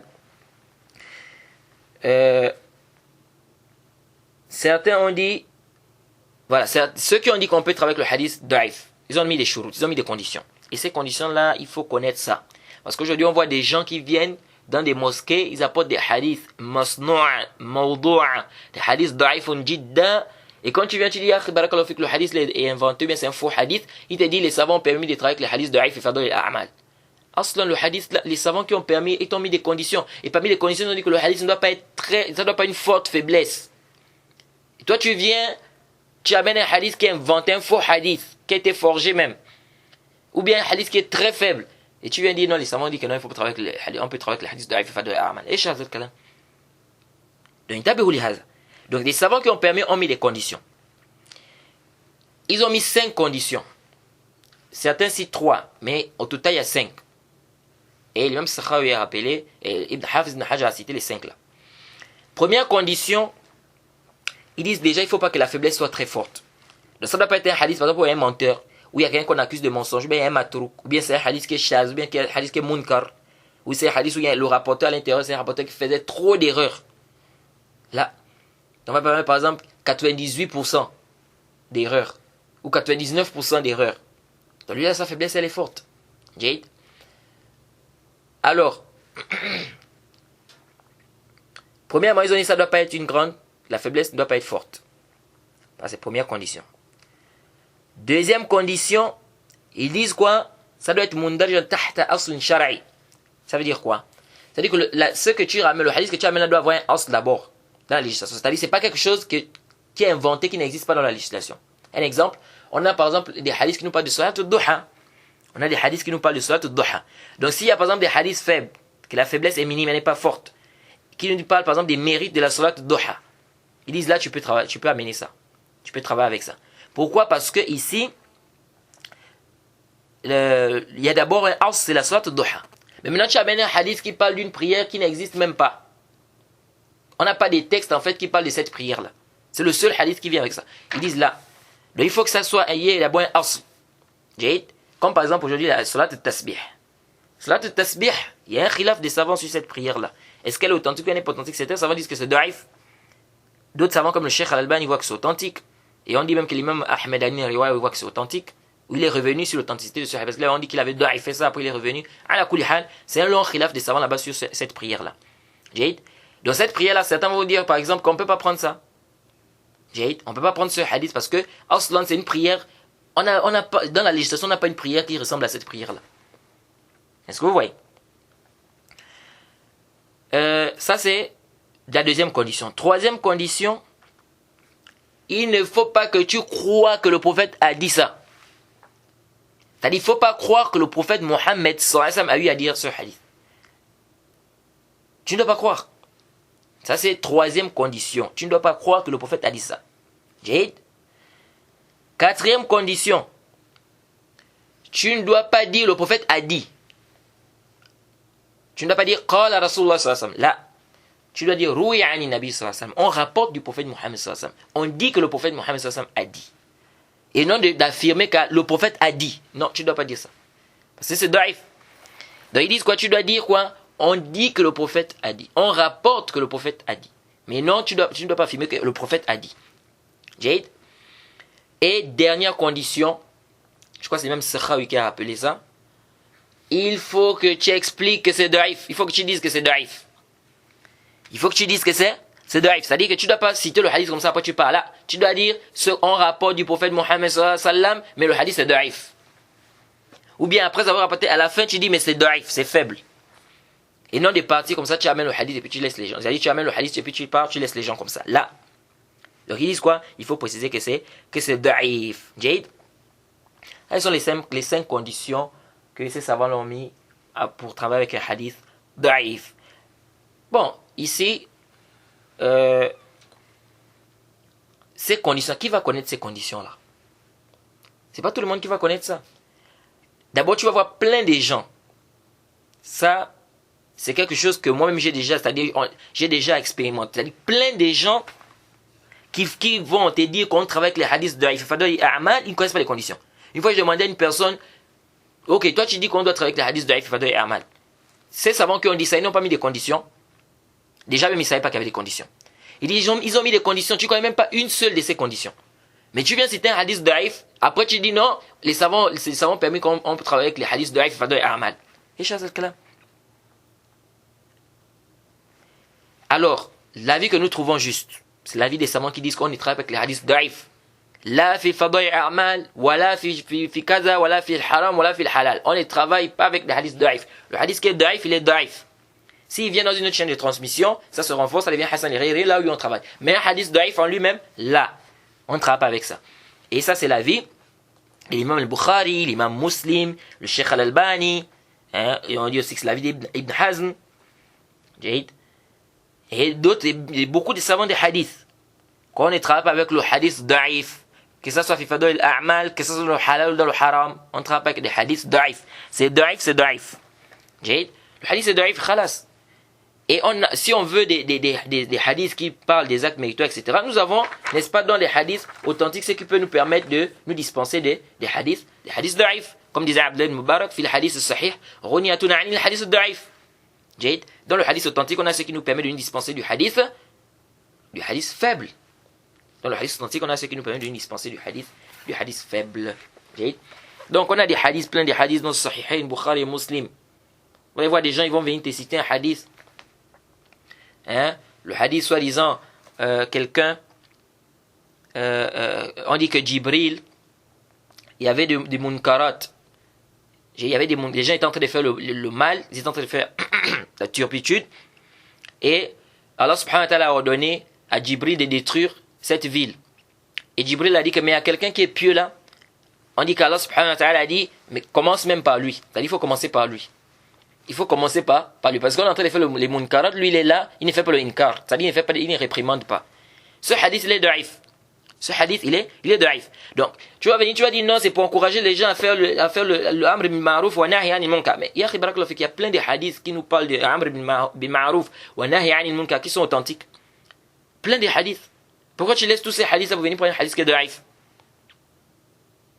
C'est comme quelqu'un une fois, il est en train de faire une conférence et il a cité un hadith. Comme quoi, la langue qu'on va parler au paradis, c'est la langue arabe. Ça, c'est un hadith qui est daif. C'est un hadith qui est daif. Et le Cheikh Albani, dans le silsila, silsila, hadith daif al-mawdu'a, je crois, au premier tome, il a rendu ce hadith, il a expliqué que ce hadith est daif. Quelle est la langue qu'on va parler au paradis? Allahu a'lam, elle est le plus savant. Quant à ce hadith, il est daif. Alors ici, de ce hadith, quelqu'un est en train de faire une conférence, il a cité le hadith. Il a dit la langue qu'on va parler au Mal-Qiyam, ou bien la langue qu'on va parler dans le paradis, c'est la langue arabe. Qu'est-ce qui s'est passé? Quelqu'un s'est levé, il a dit, mais mon frère, le hadith là, il est daif. Il a donné la référence, c'est daif parce que comme ça, c'est dans tel livre, etc.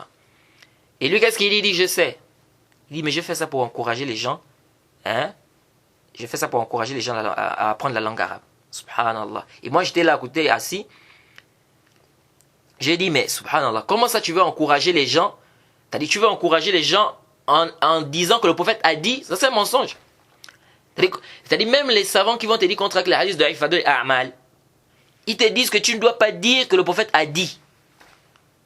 Je dois dire quoi? Bisurat al-Tamrid, Rouya, Qila. Mais quand tu dis le prophète a dit, et ceux qui sont assis là, ils ne savent pas que c'est daif. Et les savants t'ajoutent qu'il faut préciser que c'est daif. Toi, tu ne précises pas que c'est daif. Donc, ceux qui sont assis, quand ils écoutent ça, tu as dit le prophète a dit. Tu n'as pas précisé, tu n'as rien dit, tu n'as même pas dit à la fin que c'est daif. Ils vont avec ça, ils vont avec quoi? Ils prennent ça comme croyance et ils vont penser que le prophète a dit ça réellement. Ils vont penser que c'est authentique. Alors que c'est pas authentique, c'est daif. Ça fait une autre. Et la bonne intention, c'est pourquoi la bonne intention ne suffit pas. Tu as une bonne intention, oui, mais ça ne suffit pas. Il faut que ça soit en conformité avec Kitab wa Sunna. Donc le hadith, quand il est daif, il est daif. Et vous allez voir que la plupart des gens, c'est souvent des gens qui sont dans les exhortations, là, les wa'az. Hein? Ceux qui sont toujours dans les exhortations, qui aiment souvent parler zina. Hein? Le zina, le vol, Ils n'enseignent pas les gens le tawhid, rien du tout. C'est pas interdit. On n'interdit pas. Il faut exhorter les gens, parler des gens concernant le zina, concernant le vol, concernant l'adultère, n'est-ce pas? Hein, concernant la médisance, concernant le mensonge, c'est-à-dire les péchés. On n'en disconvient pas. Mais de là à laisser le tawhid, la base, tu n'enseignes pas le tawhid, tu n'enseignes rien du tout du tawhid, toi tu te concentres seulement à parler sur le mensonge, les bons comportements, le mensonge, la médisance. C'est comme ça que ça c'est la voie des prophètes. Donc, intabihu li hadha. Vous allez voir que c'est beaucoup de gens qui sont dans ça, qui s'argumentent souvent des hadiths daif. Pourquoi ils vont te dire c'est pour faire peur? Ils vont t'amener des hadiths daif, comme le hadith qu'on dit, par exemple celui qui se masturbe, il viendra yawm al-qiyamah avec une grosse pomme. Ça c'est un hadith daif. C'est un hadith daif. La yasih wa la yathbut. Donc vous allez voir que des gens par exemple vont venir par exemple avec ce genre de hadiths. C'est-à-dire, moi je ne comprends pas les gens parfois. Tu vas laisser plein de textes qui sont sur cette question pour aller prendre des hadiths qui sont daif. Est-ce qu'on a besoin de ce hadith daif pour venir dire, par exemple, ou bien pour venir parler de l'interdiction de la masturbation? On a besoin de ce hadith daif là. Et parfois, vous allez voir, beaucoup parmi eux, parfois même ils savent, ou certains parmi eux savent que c'est faible, c'est daif, mais ils ramènent ça, il va te dire non, c'est parce que c'est pour faire peur. Il va t'amener des hadiths bizarres. Non, c'est pour faire peur aux gens. Donc ça c'est quoi? Il faut faire attention ici. Que même les savants qui ont pris la vie qu'on peut travailler avec les hadiths daif, n'est-ce pas, Ifadol et A'mal ou autres, ces savants ont apporté des conditions. Donc il faut quoi? Il faut connaître ces conditions-là. Donc si toi tu vas opter pour cet avis, c'est une divergence. Il y en a qui sont allés dans cet avis, il y en a qui sont allés dans l'autre avis. Si la personne opte pour cet avis, Jade, même si nous disons que cet avis n'est pas sahih, Jade, et nous ne disons pas que c'est un avis qui n'est pas sahih, si la personne a pris cet avis, au moins, conforme-toi aux conditions que ces savants-là ont mis. Ces savants-là dont tu dis non, ils ont permis, ils ont mis des shurut. Donc, ensuite, ici, Al-Hafiz nous parle du mu'allaq. Il dit al-awwal al-mu'allaq. Al-awwal, c'est-à-dire lorsque la coupure au début du isnad. Il dit al-mu'allaq sawa'un kana saqitun wahidan aw akthar. Que ça soit une seule personne qui est sautée de la chaîne de transmission ou deux. Donc, comme je vous ai dit, par exemple, l'imam Bukhari dit qala Malik an Nafi' an Ibn Umar. L'imam al-Bukhari n'a pas entendu l'imam Malik. Donc, il y a un intermédiaire entre lui et l'imam Malik. Donc, s'il efface ici le début du isnad, on dit que le hadith il est mu'allaq. Donc, il dit ici que ça soit une personne ou plus qui est effacé au début du isnad, c'est le mu'allaq. Il dit wa baynahu wa bayna al-mu'dal al-ati dhikruhu 'umum wa khusus min wajh. Il dit entre lui et le mu'dal, on va voir le mu'dal. Il dit il y a quoi dans le hadith mu'allaq, c'est le hadith qu'on peut dire il est suspendu. On peut appeler ça comme ça, on dit hadith suspendu. Il dit ce hadith là entre lui et le mu'dal, il y a quoi? Il y a une généralité et une spécificité. Il dit fa min haythu ta'rif al-mu'dal بأنه سقط منه إثنان فصعدا تجتمع مع بعض الصوت معلق. جيد. Le fait quoi, il dit parce que le mu'dal en fait c'est quoi? C'est deux rapporteurs ou plus qui ont sauté au milieu de la chaîne de transmission de manière successive. Deux rapporteurs ou plus qui ont sauté au milieu de la chaîne de transmission de manière successive. Jade. Donc si au milieu de la chaîne de transmission on a deux rapporteurs, n'est-ce pas, qui manquent, Jade, de manière successive. Par exemple on a Mohammed, on a Ibrahim, on a Ishaq. Donc après par exemple on a Mohammed, Ibrahim, Ishaq et on a Ali. Donc Mohammed, Ibrahim, Ishaq. Donc après Mohammed c'est Ibrahim, après c'est Ishaq, après c'est Ali. Donc Ibrahim et Ishaq ont sauté là. On a directement Mohammed et Ali. Donc ils ont sauté ici, donc c'est de manière successive parce que les deux sont au milieu. Donc ça c'est le mu'dal. Ça on appelle ça le mu'dal. Donc ça peut être deux rapporteurs qui ont sauté au milieu, comme ça peut être trois, comme ça peut être quatre, comme ça peut être même cinq. Mais l'essentiel est que ça doit être de manière successive. Si c'est de manière successive, c'est le mu'dal. On appelle ça mu'dal. Si ce n'est pas de manière successive, ici c'est le munqati'. Jade. Donc il a dit ici, par rapport au tarif du mu'dal, Jade, parce que le mu'dal aussi, il y a ces deux rapporteurs qui sautent ou plus. Il dit donc ici, c'est quoi? Il se regroupe avec le mu'allaq, donc le hadith suspendu. Pourquoi? Parce que le hadith suspendu, il y a aussi des rapporteurs qui ont sauté. Donc au début du isnad, on a dit quoi? Les rapporteurs ont sauté. Alors lorsque les rapporteurs sautent au début du isnad, c'est mu'allaq. Donc le mu'allaq, c'est des rapporteurs qui ont sauté. Le mu'adal aussi, c'est des rapporteurs qui ont sauté. Il dit ومن حيث التقييد المعلق بأنه من تصرف المصنف من مبادئ السند يفترق منه جيد إذ هو أعم من ذلك جيد. Il dit maintenant quand on dit que le mu'allaq ça doit être au début du isnad, donc au niveau de l'auteur, donc au début du isnad, là c'est différent du mu'adal. Pourquoi? Parce que le mu'allaq, la coupure elle est au début. جيد. Et donc إذ هو أعم من ذلك, donc le mu'allaq il est plus général. جيد. Le mu'allaq il est quoi? Il est plus général que le mu'adal. Qu'est-ce que ça veut dire en fait ça? Que c'est plus général. C'est-à-dire, le Hafiz nous fait comprendre que si au début du isnad, il y a deux rapporteurs ou plusieurs rapporteurs qui ont sauté de manière successive au début, on dira que ce hadith il est mu'allaq et il est mu'adal. Il est mu'allaq et il est mu'adal. Pourquoi? Parce que ici, il y a deux ou plusieurs rapporteurs qui ont sauté de manière successive. Et maintenant, si c'est au milieu où il y a deux rapporteurs qui ont sauté de manière successive, on dit que le hadith il est mu'adal. Donc s'il y a deux rapporteurs ou plus qui ont sauté de manière successive au milieu, on dit que le hadith il est mu'adal. Donc le mu'allaq c'est comme s'il est plus général parce que il englobe le mu'adal si quoi? Si c'est de manière successive. Si ça saute, si les rapporteurs sautent au début de la chaîne de transmission de manière successive. Pourquoi il dit qu'il y a une généralité entre les deux. Que le mu'allaq est plus général que le mu'adal. Il dit ومن صور المعلق جيد أن يحذف جميع السند ويقال مثلا قال رسول الله صلى الله عليه وسلم. Il dit parmi les figures du mu'allaq, donc du hadith suspendu, c'est qu'on efface tout le isnad. On dit directement le prophète a dit. Ça c'est mu'allaq. Donc si le rapporteur, comme l'imam Bukhari par exemple, s'il efface tout le isnad, il dit seulement قال رسول الله, il dit le prophète a dit, ça c'est mu'allaq. ومنها أن يحذف إلا الصحابي أو إلا التابعي والصحابي معا. جيد. Il dit parmi aussi les figures du mu'allaq, c'est quoi? An yahzif. C'est qu'il efface tout le isnad sauf le compagnon. Ou sauf le tabi'i. Sauf le compagnon. Ou sauf le tabi'i et le compagnon ensemble. C'est-à-dire, il va effacer tout le isnad. Il va laisser le tabi'i et le compagnon.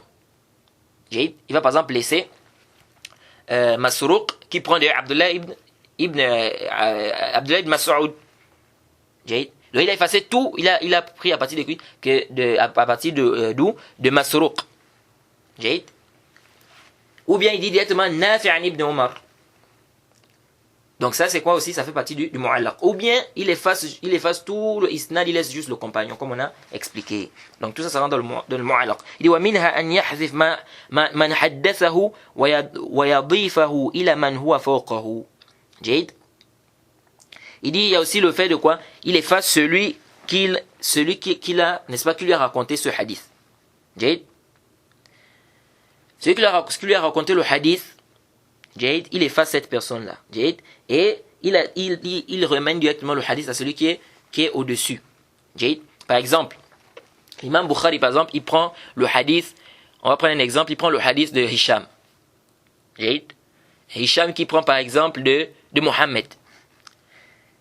L'imam al-Bukhari efface celui qui lui a dit que Mohammed a dit. Donc il efface Hisham.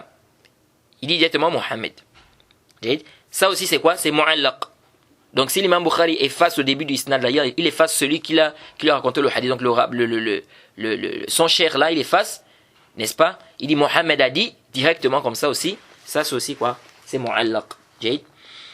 Il dit فَإِنْ كَانَ مَنْ فَوْقَهُ شَيْخًا لذلك المصنف. Si celui qui est au-dessus là-bas, c'est le cher de l'auteur, donc de celui qui a effacé là, فقد اختلف فيه هل يسمى تعليقا أو لا. Ça veut dire quoi ce que Hafiz nous dit ici? C'est-à-dire s'il efface, n'est-ce pas, son cher, et il renvoie directement le hadith au cher de son cher, mais le cher de son cher là, si c'est son cher à lui aussi, est-ce que ça on appelle ça mu'allaq? Il dit, hein, il y a une divergence ici. Il dit c'est qui est juste, c'est qu'on doit faire le tafsil dans cette mas'ala. Donc on doit détailler, c'est pas comme ça de manière absolue. Il dit فَإِنْ عُرِفَ بِالنَّص أو استقراء أن فاعل ذلك مدلس قُضِيَ به. Il dit si on arrive à connaître par un texte ou par une parole, n'est-ce pas, ou par une déduction, que celui-là qui a fait ça c'est un mudallis, khalas. On dit que c'est quoi? On dira que c'est quoi? On dira pas que c'est un ta'aliq ici en fait. On dira pas que c'est mu'allaq. On dira pas que le hadith est suspendu. Il dit wa illa fa ta'aliq. Il dit dans le sens dans le cas échéant on dira que c'est du ta'aliq. Donc si on arrive à savoir par un texte ou bien par la parole d'un savant ou bien par l'istiqra que la personne qui a fait ça c'est un mudallis, khalas, on ne dit pas que c'est mu'allaq ici. Il dit, le cas échéant, on va dire que c'est mu'allaq. Donc si on n'a pas un dalil qui montre qu'il est mudallis, on dit que c'est le ta'liq. Maintenant, on peut aussi s'argumenter de ça, n'est-ce pas, pour prouver que la personne est mudallis. Ça peut. À quel moment? Si la personne fait ça dans le but de faire s'il y a un cross de iham, s'il veut faire croire que ce sont cher alors qu'en réalité c'est pas ça. C'est-à-dire que s'il veut faire le iham ici, pardon, qu'il a entendu ça directement, alors qu'il n'a pas entendu ça directement du rapporteur. S'il veut faire le iham pour ça, ça peut être un dalil que c'est quoi? C'est mudallis. Mais le as c'est quoi? Le as c'est que si on n'a pas un dalil qui dit que le rapporteur est mudallis, khalas. Ici on dit quoi? Le hadith, on dit que c'est mu'allaq, on dit pas que c'est le tadlis. Il dit wa innama dhukira ta'liq fi qism al-mardud li jahl bi hal al-mahdhuf. Il dit on a classé le ta'liq dans la catégorie des hadiths mardoud, des hadiths qu'on rejette. Il dit parce qu'on ne connaît pas celui qui est au milieu. Donc comme on ne connaît pas celui qui est au milieu, c'est à cause de ça. Or parmi les conditions du hadith sahih, il faut que le rapporteur soit thiqa. Parmi les conditions du hadith hasan, il faut que le rapporteur soit saduq. Donc comme on ne connaît pas le rapporteur qui est au milieu là, ici on dit quoi? On a dit que ça rentre dans le qism des hadiths qui est la catégorie des hadiths faibles. Il dit وَقَدْ يُحْكَمْ بِصِحَّتِهِ إن عرف بأن يجيء مسمى من وجه آخر فإن قال جميع ما أحذفه ثقات جاءت مسألة التعديل على الإبهام. Il dit on peut juger, c'est-à-dire le hadith qui est mu'allaq là. Il dit on peut dire que c'est authentique. Il dit si ça vient par exemple dans une autre chaîne de transmission où les rapporteurs ont été cités. C'est pourquoi le Hafiz ibn Hajar, les ta'liqat qui sont dans Bukhari, il a écrit un livre, Taghliq Ta'liq. Taghliq Ta'liq, je crois c'est en 5 ou 6 tomes. Ce livre-là, il a regroupé tout ce qui est venu mu'allaq, tous les mu'allaqat en fait de l'imam al-Bukhari. Et il a fait quoi? Il a ramené toutes les chaînes de transmission, n'est-ce pas, qui montrent que ces mu'allaqat là sont muttasilan ou pas. Et c'est un très bon livre. C'est vraiment un très bon livre. Donc dès que tu as un mu'allaq qui est dans Bukhari, parce qu'il faut savoir que les mu'allaqat qui sont dans le Sahih al-Bukhari, il y a ceux qui sont authentiques et ceux qui n'est pas authentiques. Et c'est pas comme certains pensent que tout ce qu'il a dit bisurat al-jazm c'est forcément authentique, ou tout ce qu'il a dit bisurat al-tamrid c'est forcément faible. Là, bisurat al-jazm c'est quand Bukhari dit qala fulan, tel a dit, il affirme comme ça, tel a dit.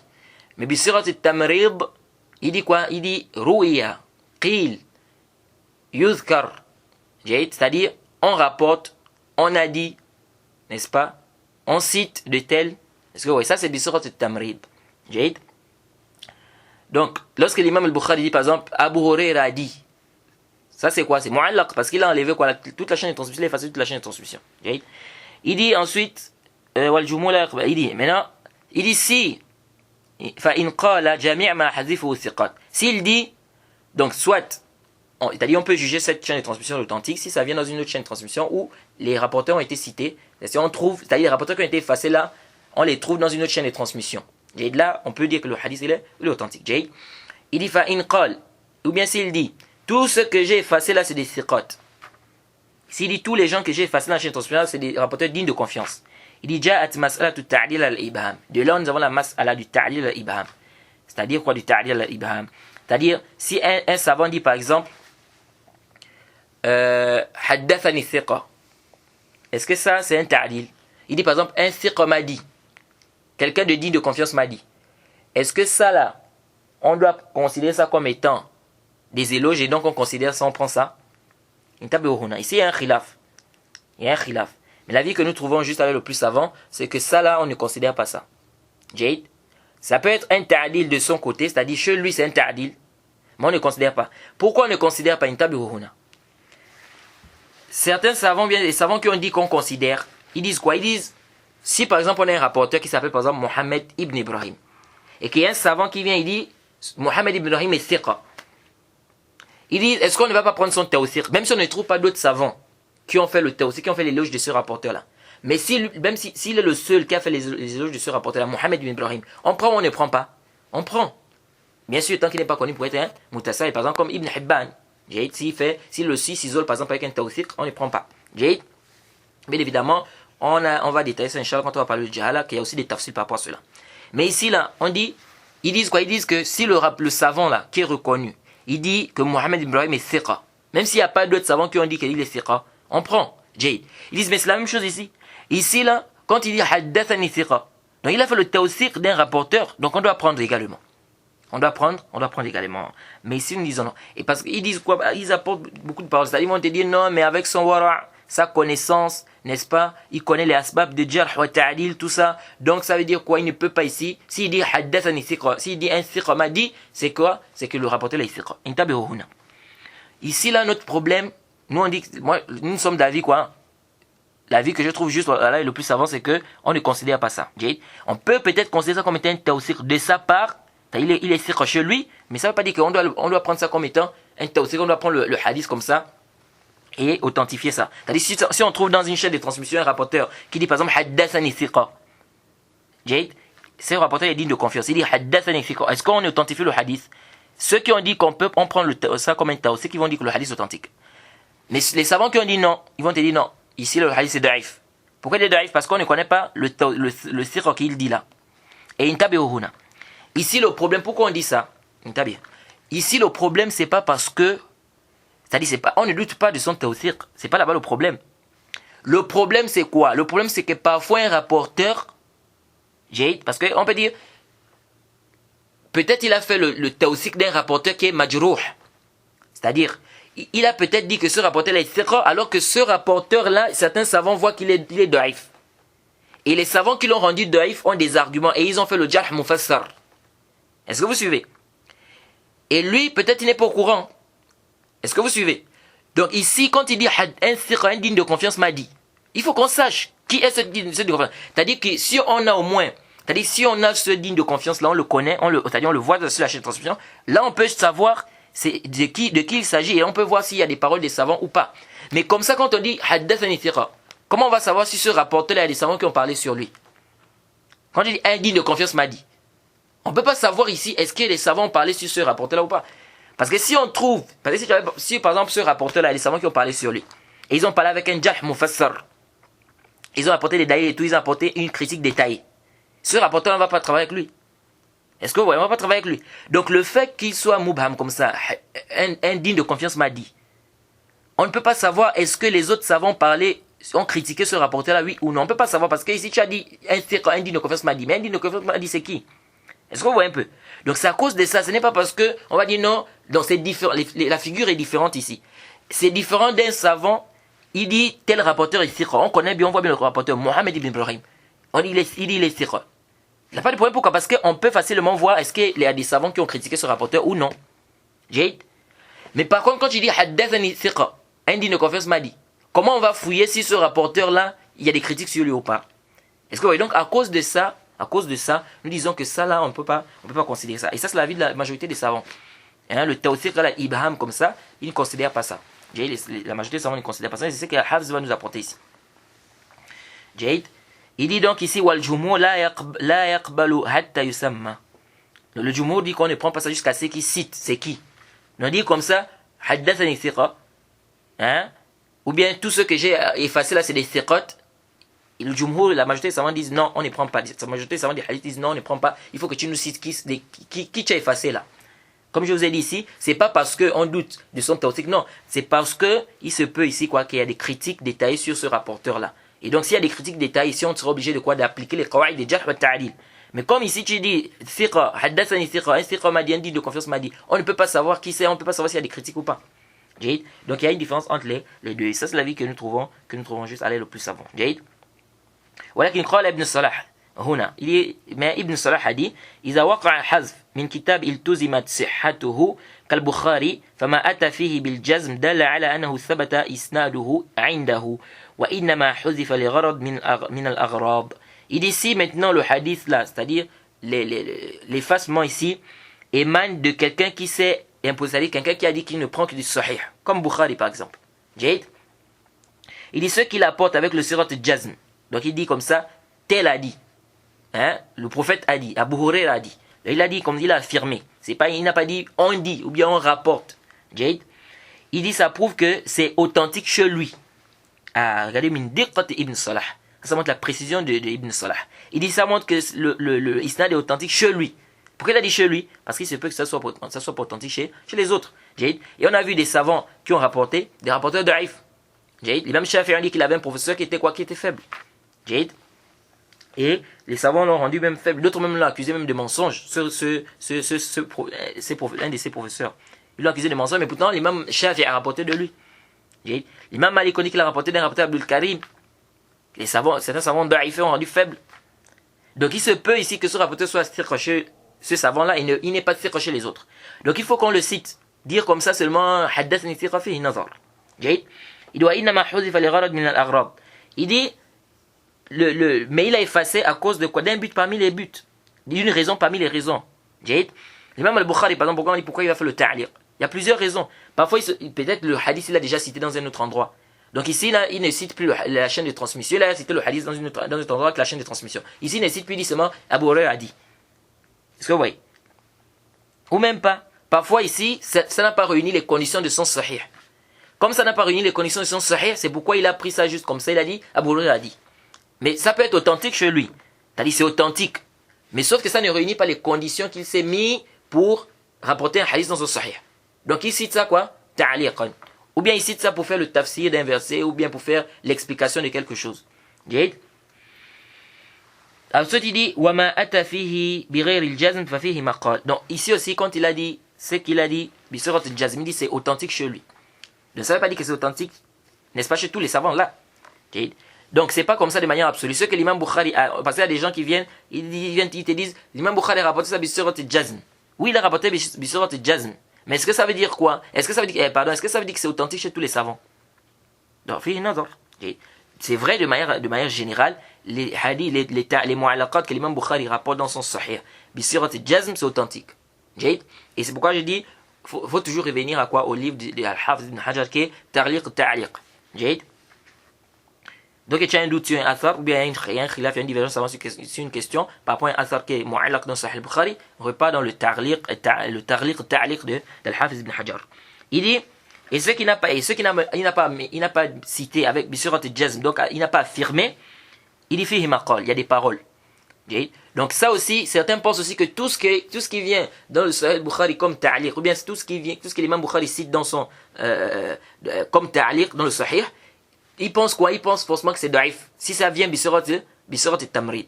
Bisurat al-tamrid, c'est-à-dire dit par exemple, on rapporte d'Abu Huraira, qila, yudhkar, on cite.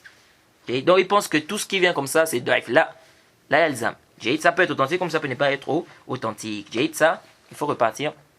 Il faut fouiller quoi? La chaîne de transmission. وقد أوضحت أمثلة ذلك في النكت على ابن الصلاح. Il dit j'ai apporté des exemples par rapport à cela dans le nukat de Ibn Salah. Donc ici Al-Hafiz il a terminé avec quoi? Avec le mu'allaq. Et intabihu huna. Pourquoi on dit que le mu'allaq, on met ça dans le qism des hadiths daif? Bien évidemment, quand on dit ça, c'est de manière sinon, les mu'allaqat qui sont dans le Bukhari, par exemple, ça quoi? Ça a une particularité. C'est pas comme un mu'allaq que tu vas trouver dans un autre livre. Mais le as, c'est quoi? C'est que le mu'allaq, il est dans le qism de daif. Pourquoi il est dans le qism de daif? Parce qu'ils ont effacé, Al-Hafiz a dit quoi ici? Pourquoi on a mis ça dans le qism de daif? C'est parce qu'on ne connaît pas la situation de ceux qui ont été effacés. Donc, comme le mu'allaq, on a dit quoi? On a effacé le début du isnad. Donc, les gens qui ont été effacés là, on ne connaît pas leur situation. Donc, du moment où on ne connaît pas leur situation, on dit que c'est daif. Pourquoi? Parce que si déjà même on n'accepte pas, bien. Si déjà on n'accepte pas le fait qu'un rapporteur, le fait qu'un savant dise par exemple, haddathani thiqa, c'est la majorité des savants des hadiths te disent que si le savant dit bien, le rapporteur dit, un thiqa m'a dit, quelqu'un de digne de confiance m'a dit. Ils disent qu'on ne prend pas. Pourquoi? Parce que ici, jusqu'à ce qu'il cite, c'est qui? Comme je vous ai expliqué, je dis parce qu'il se peut ici qu'il y ait quoi? Des critiques détaillées sur ce rapporteur-là. Donc il faut qu'il cite c'est qui? Et donc, si on ne prend pas ça, bien qu'il a dit haddathani thiqa, c'est-à-dire il dit bien haddathani thiqa. Si on n'arrive pas à prendre ça, on dit que ça c'est pas, même ça on dit que c'est pas authentique. A fortiori, s'il efface, est-ce que vous suivez? S'il efface, a fortiori, on ne doit pas prendre. Donc, mimbab, ou là, s'il efface les rapporteurs au début du isnad. Est-ce que vous voyez? Parce que qu'est-ce qui est plus fort? C'est de dire haddathani thiqa ou c'est d'effacer complètement les rapporteurs qui sont dans la chaîne de transmission. Ce qui est plus fort, c'est de dire haddathani thiqa, mais malgré ça, on dit que ce daif, on ne prend pas. Jusqu'à ce que quoi? Qu'on sache vraiment de qui il s'agit ici. Donc, si ici, là, malgré que c'est aqwa, on dit que c'est daif, donc à plus forte raison, le mu'allaq. Donc, si on a effacé quoi? Si on a effacé le début du isnad. Donc, je pense qu'on va s'arrêter ici pour ce cours. Je demande qu'Allah nous facilite. Le prochain cours, c'est sûr, il va parler du hadith mursal. On s'arrête ici, on demande qu'Allah nous facilite. Subhanaka Allahumma bihamdik, ashhadu an la ilaha illa anta astaghfiruka wa atubu ilayk.